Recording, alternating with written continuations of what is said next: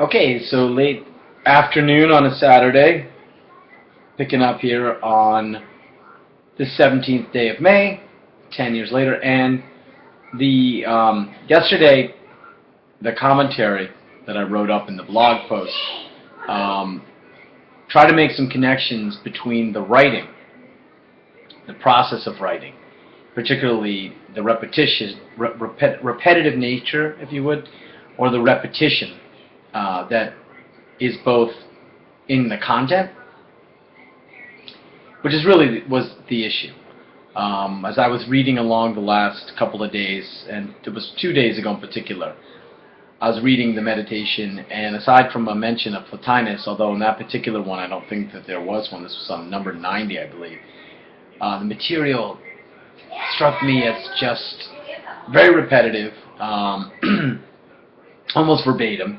And as I was reading this, I had a feeling that was really a feeling I had not so much when I was doing it, because oftentimes I felt it was a struggle at times to get up again the next day, which is a whole other issue that maybe I'll address at some point, which is to say that, you know, if you don't get into that zone of thinking, are you really in the zone of thinking when you're doing the meditation, right? Is it just simply an exercise of writing every day? And if so, are you really, you know, what is it that you're achieving? Having said that, though, when I sat down before even to read the meditation, I was working in the library, I came across some material, and it really struck me as relevant because there were some images from the Incan artwork and a petroglyph from Maine, and in both cases it seemed that they were demonstrating the disclosure of some truth through a process that had to be repetitive in terms of both with the piqua, which is the Incan set of chords and knots that I gave an image of in yesterday's meditation. In that case, it's a repetition of lines, and the process of making it was also very repetitive, so it's both repetitive with some slight variation in terms of the content, and then in terms of the making of the petroglyph, it's supposed that obviously in order to make that kind of indentation, because these aren't cave drawings, these are petroglyphs, meaning that they were carvings into large boulders. In order to achieve that, you'd had to have done the same motion over and over and over again, bang, bang, bang, bang, bang with the rock. So that kind of inspired me.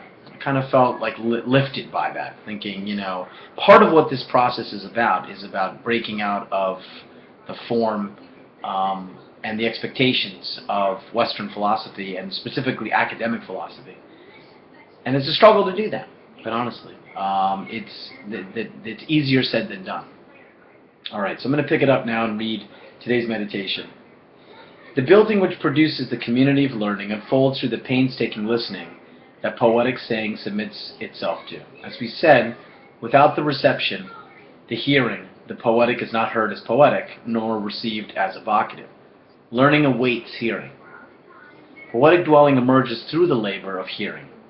The relation between evocative speech and painstaking listening identifies the relation between building and dwelling. To indicate the originary position of hearing is to understand with Heidegger when he says, quote, "We attain to dwelling, so it seems, only by means of building. The latter, building, has the former, dwelling, as its goal." But when we say that hearing is the building that makes the authentic learning community, we are indicating how hearing manifests the two aspects of building, cultivation and construction. In both cases, hearing allows for authentic being to appear, allows for the releasement of the poetic, the evocative, to be taken up from the questioning stand. Dwelling is ultimately the manner of our being. This is denoted, Heidegger shows, in the old world Bauen, to which bin belongs. Ich bin, du bist mean I dwell, you dwell. The way in which you are and I am, the manner in which we are human on the earth, is Bauen, dwelling. To be a human being means to be on the earth as a mortal, it means to dwell. The old word bowen, which says that man is insofar as he dwells, this word bowen, however, also means at the same time to cherish, to protect, to preserve, and care for, specifically to till the soil, to cultivate the vine.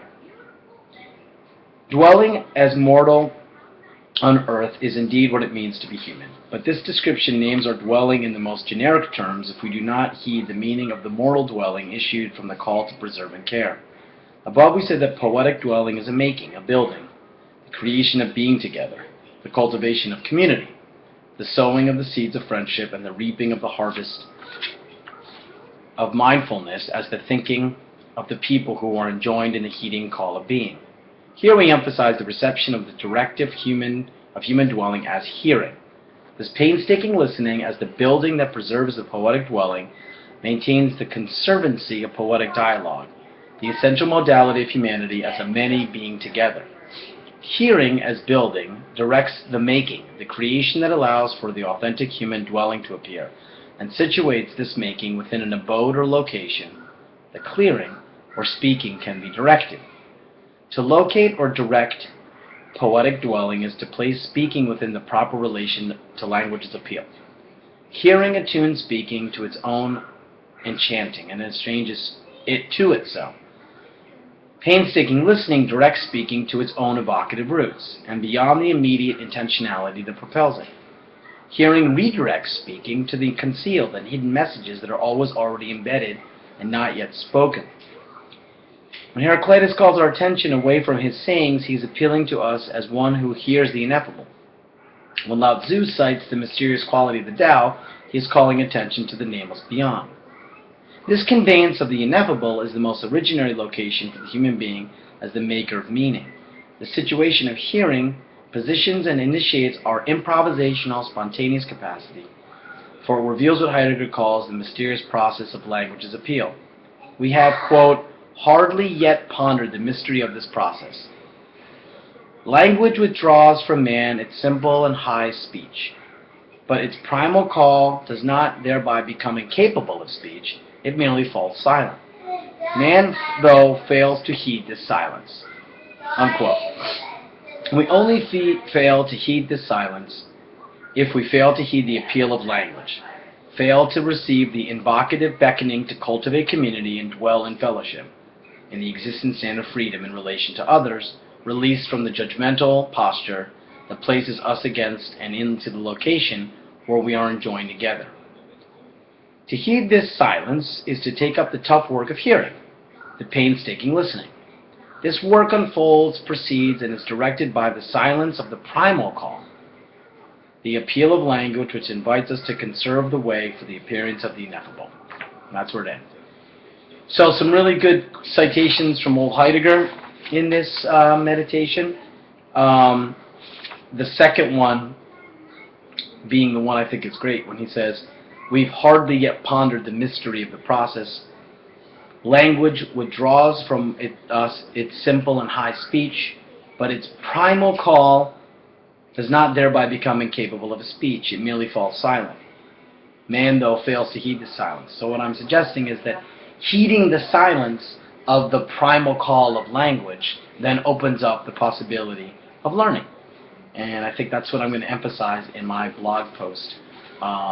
So what the upshot of it is that hearing is the practice, is really at the crux of the process of learning, and it's hearing that gets us underway in learning. It's hearing that is the first moment of our disclosure of being, offering us the possibility of learning.